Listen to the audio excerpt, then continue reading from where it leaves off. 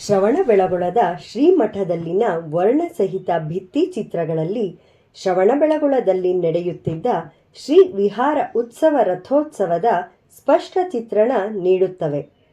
ಶ್ರವಣಬೆಳಗೊಳದಲ್ಲಿ ಸುಮಾರು 18ನೇ ಶತಮಾನದ ಪೂರ್ವದಿಂದಲೂ ಪ್ರಾಚೀನ ಪರಂಪರೆ ಹಾಗೂ ಧಾರ್ಮಿಕ ಹಿನ್ನೆಲೆಯೊಂದಿಗೆ ಜಾತ್ರಾ ಮಹೋತ್ಸವ ಬಹು ವಿಜೃಂಭಣೆಯಿಂದ ನಡೆಯುತ್ತಿದೆ. ರಥೋತ್ಸವ ದೃಶ್ಯವು ಭಿತ್ತಿ ಚಿತ್ರಗಳಲ್ಲಿ ಶ್ರವಣಬೆಳಗೊಳದ ವೈಭವ ಉತ್ಸವವನ್ನು ತಿಳಿಸುತ್ತದೆ.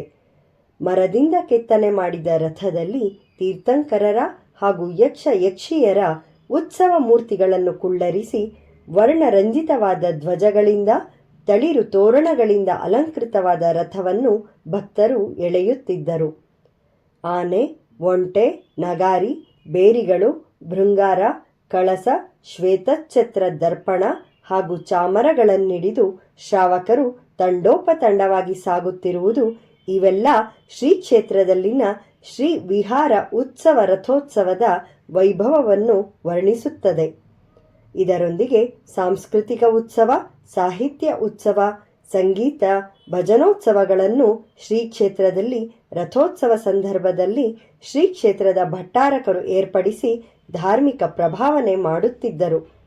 ಅದರಂತೆ ಇಂದಿನವರೆಗೂ ಅದೇ ಪರಂಪರೆಯಲ್ಲಿ ಎಲ್ಲ ಉತ್ಸವಗಳು ವೈಭವದಿಂದ ನಡೆಸಲಾಗುತ್ತಿದೆ.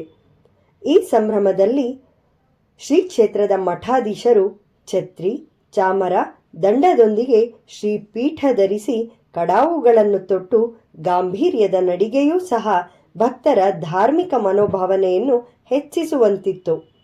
ಅದರಂತೆ ಈಗಲೂ ಸಹ ಪರಂಪರೆಯಂತೆ ರಥೋತ್ಸವ ಜರುಗುತ್ತಿದೆ. ಈ ಉತ್ಸವದಲ್ಲಿ ನಾನಾ ರಾಜ್ಯದ ಜನರು ಪಾಲ್ಗೊಂಡು ಸಂಭ್ರಮದಿಂದ ಪಾಲ್ಗೊಳ್ಳುತ್ತಿದ್ದಾರೆ. ಇದರೊಂದಿಗೆ ತೆಪ್ಪೋತ್ಸವವೂ ಸಹ ಜಾತ್ರಾ ಮಹೋತ್ಸವದ ವೈಭವಗಳಲ್ಲಿ ಒಂದಾಗಿರುವುದು.